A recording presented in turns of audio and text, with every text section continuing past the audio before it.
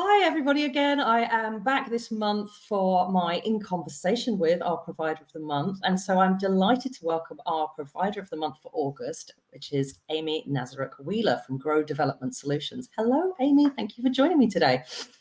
Hi, Kirsty. Great to be here, and thank you for inviting me. It's really exciting. You're very welcome. So tell me about you. Tell me a little bit about you and when you set your business up and what your business does. Okay, well, first and foremost, so I always say mum of two. I think, kind of my mum job is my main job. So mum of two children, 16-year-old son who has actually just finished his GCSEs. And I think my coaching skills probably may have helped him at some point get through that as well. Also, as well, I have a second teenager. So my daughter turned 13 on Friday last week. So two teenagers now in the house. Mum to two golden retrievers as well. So two huge dogs. And also business owner and founder. So I set Grow Development Solutions up back in 2012. And if I'm honest, kind of the main reason for doing that, I was working as a director in an organization. I'd been in that role for about 4.5, 5 years. And I'd gone back after having my second child. And there wasn't the scope to work part-time and get a promotion. So that, in effect, put me off wanting to stay in that type of industry. And that's when Grow Development Solutions was born. So my daughter was 1, my son was 4. I set my business up and I did it part-time. So I had to do my business part-time for the first 2 years, and I had 2 little ones, and I was still working as a director. So my gosh. When you said part-time, I thought you meant, so you just work part-time, but you mean you were also doing the other job part-time as well? Yes. So I was doing my director role for 4 days a week. I was doing my business role for a day a week. And then that left my weekend for my children. So for 2 years, it was pretty painful. But if I'd have not done that, I wouldn't have got to the point where I am today. So it was a really tough decision, actually, because the whole purpose in me wanting to set the business up was to have a greater level of flexibility and more time with my children. But obviously, because I was still working, and it was really tough to take that step to just leave my job, especially as I just had my second child. And to be honest, I was quite comfortable. I'd been doing the job for many years, so it was easy. That wasn't kind of stretching me and challenging me in that way. And what sort of director were you? So it's a real mouthful, Kirsty, this is, so I'll make sure I try and get this right.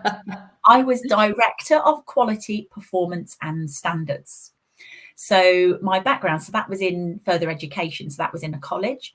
So I've got I kind of call myself from kind of courtroom drama type of person.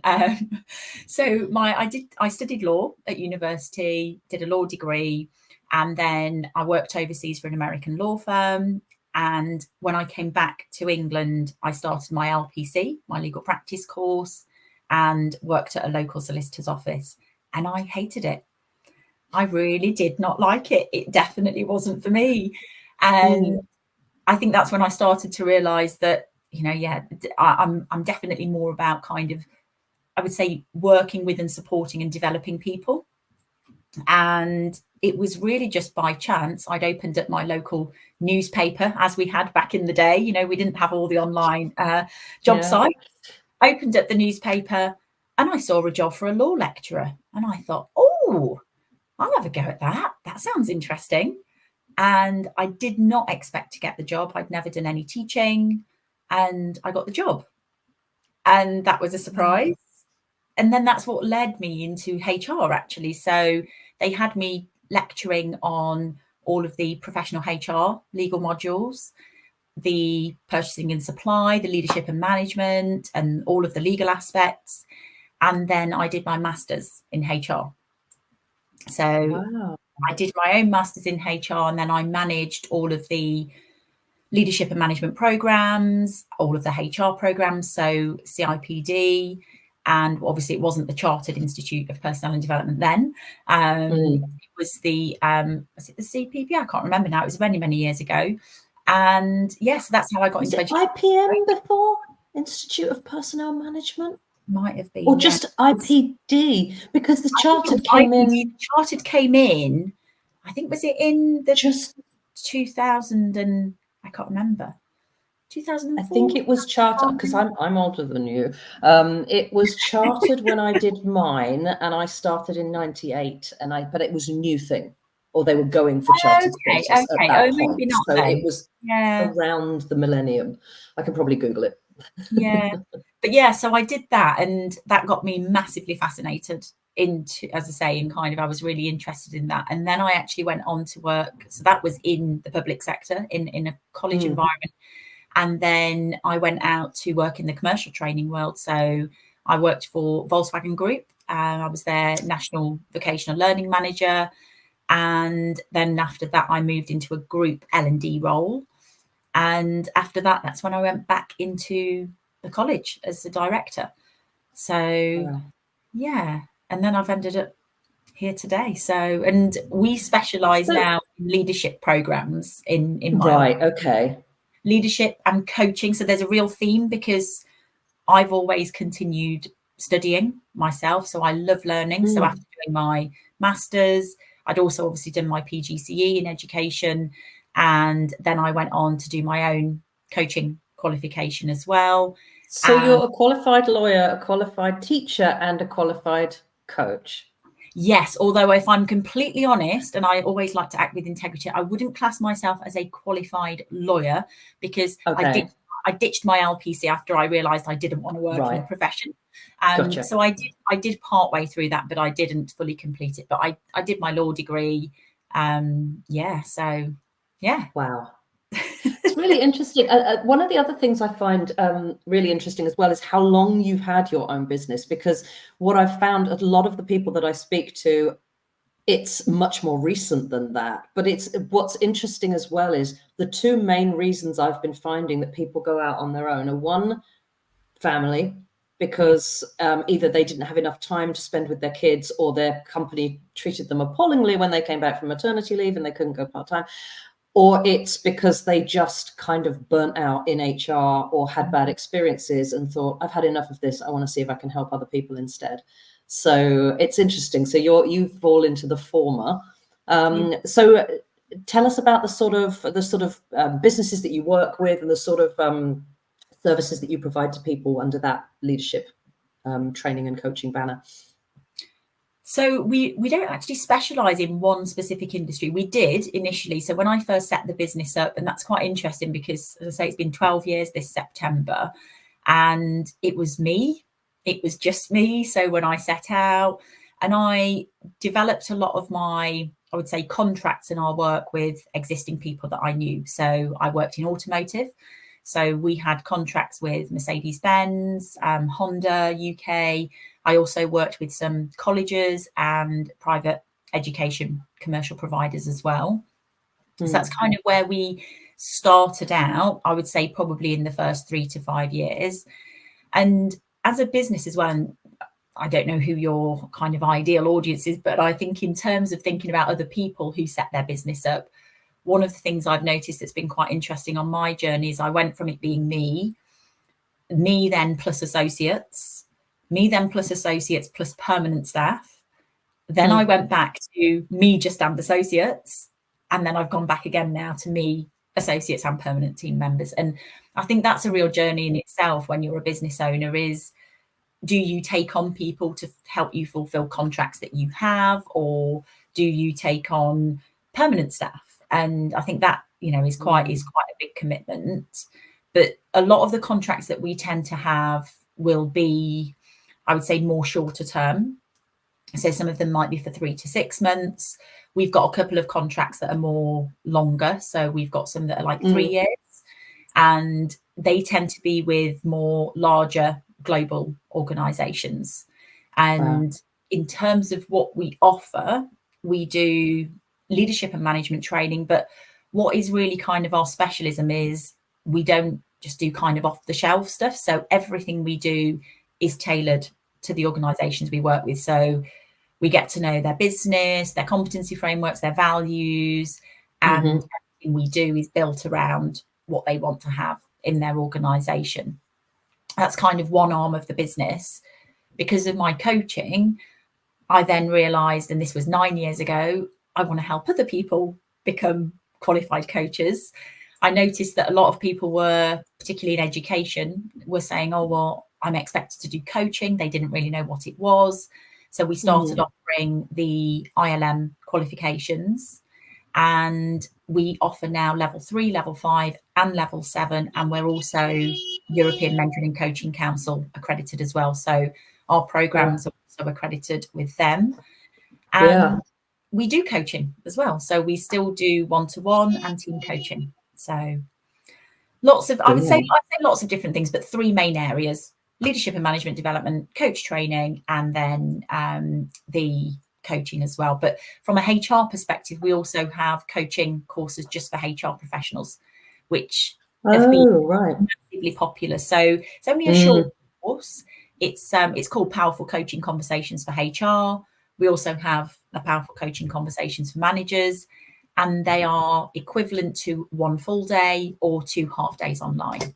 So, and that's something that I think would have been so useful in my HR career, but was not available because, and I think a lot of HR people feel like they probably are coaching people most of the time, but they're not always 100% sure if what they think is coaching is actually coaching. So having some sort of formalization around that, I think is absolutely, I love that. I think that's brilliant. I think it's so necessary. So what do you, in terms of, because I know you have a team now, so what do you typically personally deliver, or are you working on the business rather than in the business nowadays? So in all honesty, I wish I could say just the latter, but not. But I think it's an interesting one because, so I am predominantly now working on the business. Of course, that's kind of where my time and energy has to go. However, the whole reason I set the business up was, yes, to have greater flexibility, but also to do a job that I love. And I love training, I love coaching, and I love helping other people become coaches and then go on to set their own business up. So I am still involved in some of the delivery, and I tend to typically normally keep around 3 coaching clients myself. So I kind of would work with normally 3 people at most. So I like to do that, but I would say probably most of my time now is taken up with the business side of it, and also managing the team. So we've took on, in fact, actually this year, I think another 5 people who work with us on an associate basis. So 3 of those are assessors on our coaching qualifications, and a couple of the others are facilitators that we've taken on. So, so it's grown a lot. Yes, it's, pardon the pun, I always say grow is growing, but but it is. So I think we've got about 20 people now, but some of them, I mean, we've got a couple of them that will be working for us every single week. Some of our facilitators and our coaches, and then we've got others who, I mean, we've got, for instance, somebody who is a finance specialist. She will only typically step in when it's a finance module because that's her background. So I can probably count on my one hand how many times she works with us each year. So, yeah. And have you got back to mostly in-person delivery now post-pandemic, or do you still do online as well? Yeah, I was having a conversation with somebody about this actually on Friday. Particularly if it's UK based, it's in person. A lot of organisations now are really wanting to go for in person, but we still have, and I say unfortunately because we're delivering out in Japan, Bermuda, all over the place, and I'm like, oh, I really wish that they'd want some face-to-face stuff. But no, awesome. So that's online. However, we have actually just won a recent contract out in the Middle East, and that is going to be face-to-face. So we are hopefully starting that sort of September, October time. Yeah. Oh, that's amazing. That is, gosh. Yeah, I mean, and also Middle East in July, August is not fun from a heat perspective. So September's probably a little better. Oh, that's fantastic. So what do you love the most about having your own business and about the work that you do? So I probably, well, I don't both. So what I love most about having my own business is being able to make decisions and have flexibility. And that for me is still probably one of the biggest benefits, I would say, whilst it is very, very hard. I know you and I were speaking before we hit record about working long hours and working weekends. And yes, you know, I do that. But what it allows me and gives me is a choice about what I do with my time and when. So particularly as my children were growing up during school holidays, I'd get up really early. I'd work for 3 or 4 hours before they were even up and, you know, kind of ready to want to play and do what they wanted to do. Then I'd have my children with me all day. We'd do great things. And then I'd work at night. And for some people, I know that isn't what they'd want to do, but that's what I love. Everything is kind of on my terms. And yeah, I actually don't think that I would be very employable. So if my business ever fails, which touch wood, I hope it doesn't. Yeah, I just love that flexibility. And in terms of, I think your second question was it why I do what I do? What do you love the most about the work? Yeah. So the work for me is just, and I know this sounds really cheesy, but developing people. We like cheese, it's all good. Good. I love cheese too. Is just being able to watch people grow as individuals. And I think I would say I see most of that, particularly on our coaching courses, particularly the qualifications, where people come with the intention of, I want to get a coaching qualification because I need a certificate to prove that I'm good at coaching. And the amount of times that people say, this course has changed my life. They've left their jobs, they've done, and that is just so heartwarming. And I often say to my team, actually, who work on the coaching courses with me, is I actually can't believe we get paid for this because I love it. Oh, that's lovely. Oh, that's I mean, that's like the holy grail, isn't it, of owning your own business? Is that, I mean, there's that expression that I keep hearing this, if you love what you do, you'll never work a day in your life. I keep hearing that. And actually, for all the reasons that we were talking about before I hit record, you do work probably 7 days a week of your life, but because you want to and for yourself. And I think that's the difference. You're not doing it for somebody else, and you're not doing it because it's expected. You're doing it because you really enjoy it. So yes, it's still hard work, of course, isn't it? But it's like, it's different. You get, there's a level of fulfillment, I think, when it's your business that you just don't get. And I'm just going to go back. You made that comment about, I don't think I'd be employable. Now, honestly, since I started this directory, if I had £1 for every time one of the providers said that to me, I think I probably could have retired by now. But it's wonderful and I love it. We're all like a bunch of unemployable people who are doing what we love for ourselves. And that's a pretty cool thing. But it would feel like being restrained if you had to go back to employment. I mean, just listening to your working hours when the kids were younger, and you were saying to me before, you're a 5 o'clock riser kind of thing. That would just be taken for granted, and they still want you there till 5 and being at your desk 9 till 5. But you're like, I've done 4 hours already. It doesn't count. And so I think there's a lot of people, once you get used to self-employment, it would be so hard to go back into that kind of restrictive environment where people tell you when to work, where to work, and what to wear to work. God, I wouldn't say that after a glass of wine. But all of those things just seem so just impossible for me to even consider going back to now.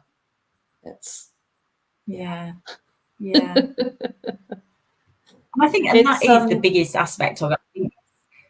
Sorry, Kirsty, and I know a lot of people who I know who run their own business, is about having that choice and it all being on your terms. And I think also setting those standards and expectations that work for you, I think is really important. Yeah, absolutely. I love that. So when you ever get time outside of work, are you one of those people like me that even when you're off, you're still kind of thinking about work and making a few notes and doing this and that, or are you good at switching off? I'm not good at switching off, but equally, and I think, and that goes back to that point that you said about when we love what we do. So I'm going off on holiday tomorrow, and I'm not going to be working, as in actually, doing work stuff, but I will be working mentally. And actually, for me, my family really understand and appreciate this. That is actually what I enjoy. That is what keeps me calm. I find if I was going to say, right, I'm logging off for 3 weeks and not looking at my emails, not thinking about work, not thinking about anything to do with my business, not thinking about anything about my own self-development and growth, that would probably be 3 weeks of hell for me. So my family really appreciate that I get up, they all stay in bed. I normally go and do my yoga, and I'll do my fitness class, and then I'll sit with, either my laptop or my notebook or my iPad and just do something that I want to do. So switching off for me is really, really difficult, but equally, it's not something, when people say, oh, I need to switch off and I don't want to. And I think while ever I feel like that, actually forcing myself to switch off would probably be the worst thing possible for me. So, yeah. Absolutely. There's a big difference between choosing to switch off or not and feeling that you ought to stay on. Yes. I think back to my corporate career, and I was once told by a CEO that my job was 24/7, and that if I was ever going to take any holiday, I need to make sure that I checked in daily. Wow. Yeah. Spectacular. So now it's and that kind of breeds a resentment that you don't get when it's just you. So that sounds lovely. So many people talk about yoga as being a really good way to start the day. I mean, I know Kelly Swingler. Kelly's a big advocate of yoga. Even when we went to Texas for that conference, Kelly was out by the pool doing her yoga at like 6 a.m. and everybody else was sound asleep. But it's it seems to be very grounding for people, and sort of helps you kind of get in the right headspace for the day ahead. Have you been doing it for long? I have been doing it for quite a few years, but I'm not. So when it's interesting when you talk about Kelly, because I'm not as a regular practitioner as she is. So I definitely won't hold my hands up and say I do yoga every day, because I don't. And I think, and that's another thing, is I won't put the pressure on myself to do that all the time. But that's a difference for me again with what I call my holiday or my downtime. That's when I will do more of those things. Whereas when I'm kind of full on with juggling the kids' work and everything else, I probably have less time for that. But that's because I'm focusing on other things. Whereas my holiday, that will be my time where I will probably be doing that religiously every morning, unless I'm hungover, because I definitely will also be having quite a bit to drink on my holiday. So I'm not going to say I'm going to be at 5 o'clock every morning when I'm away, because I definitely won't be. That's fair. That's absolutely fair. Oh, that sounds brilliant. So I want to talk a little bit about the Evolving HR conference in November, because you are one of our silver sponsors. Yes, I am. Thank you very much for that. No, not at all. I'm really, really excited, because actually it's going to be our first conference that we've ever sponsored. And I'm also going to I was slightly kind of alarmed when you sent me the email about how the presentation is going to be. I was like, ooh, I've never done one of those before. That's really going to take me outside my comfort zone. So so I'm really excited, but equally so I'll probably be emailing you or messaging you. Have you got any tips, Kirsty? How can you help me? Can you That's absolutely fine. So they get 5 minutes, and then they have slides behind them that will automatically rotate every 15 seconds, and they're not allowed to have any words on the slides. It has to be pictures only. And so we've said to all of the sponsors, pick a topic that you're interested in or that you care about, or just tell your story. But the idea is you either inform, educate, or entertain. And so remind me what you're doing yours on. It's a long title, and I typed it up literally on Friday, and now it's gone out of my head. Well, I probably forgot the long title, but it's coaching. So, and I think it's more about kind of a coaching mindset and being a coach. So one of the things is a lot of people talk about doing coaching, and what I'll be talking about is being a coach and having a more coaching mindset. I said, I'm hoping I might be able to tick all boxes. So what was it? Educate, entertain, and what was the other one? Entertain. Inform. Entertain. It doesn't mean you have to do stand up. Yeah, I mean, like, we want to have some fun with it. We want to just be a bit free with it. So the whole idea of the day is just, you know, I've said this a few times in posts about it. I wanted to create the kind of event that I would have wanted to go to. And, you know, I'm genuinely looking forward to all of the speakers. We're going to have hosted panel discussions as well. And I'm really looking forward to it because I don't know, I just got a bit fed up of going to events where people were just trying to sell something the whole time. And it's like, you know, if you've paid for your ticket to go to something, you don't need to be, you know, pitched at constantly. So I thought it's that whole, like, people buy from people anyway. So sometimes you don't need to just overtly pitch, because people will like the way you come across, and then they will go talk to who they want to talk to about potentially working with them. And that's something that's come out in the directory as well. We've had people approach directory providers because they liked their photo, or because they liked the way they wrote their bio and they sounded nice. And I'm like, I love that. That's it. I know it's you know, I'm not very kind of you know, data and financially driven, but I love the fact that there's this collaboration and that people are getting you know, just getting a feel for who somebody is. And that's why we've done it with photo headshots rather than just logos, because it's just it brings a much more personal element to it. So no, I'm excited about the conference. It should be good fun. And, you know, very, very thankful to you for coming on board. You were pretty much the first person to message me when I put the call out. You were like, I'll do it. I was like, oh, lovely. That's perfect. Thank you. So what, before I finish up, how can people work with you? How can they get in touch with you? What do they need to see or do? So probably the best place to find me is on LinkedIn. And I always, you see, the good thing with having a very unique name like mine is I am the only Amie Nazaruk-Wheeler in the world. Particularly, so if you LinkedIn AMIE, that in itself, so there's not that many Amie, but there obviously are people with the same spelling, but the surname is completely unique. So LinkedIn is probably the best way to find me, and then you can message me from there. Have a look on the business website as well, which is just www.growdevelopmentsolutions.com.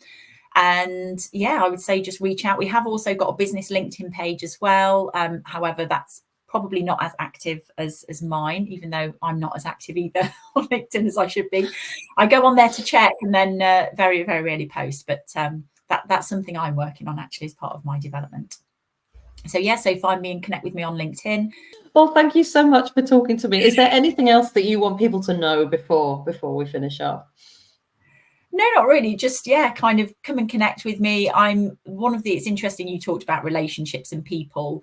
That for me is kind of the most important aspect of any work we do, is building relationships with the people that we're working with, getting to know the organizations, almost like we work in those organizations. And yeah, just come and have a conversation, because I think even if nothing turns into business immediately, I think there's always great opportunities for connections, networking, and who knows where it will take us in the future. So absolutely, yeah. Reach out and get in touch. Thank you very much. Excellent. Thank you so much for having me. Thank you so much.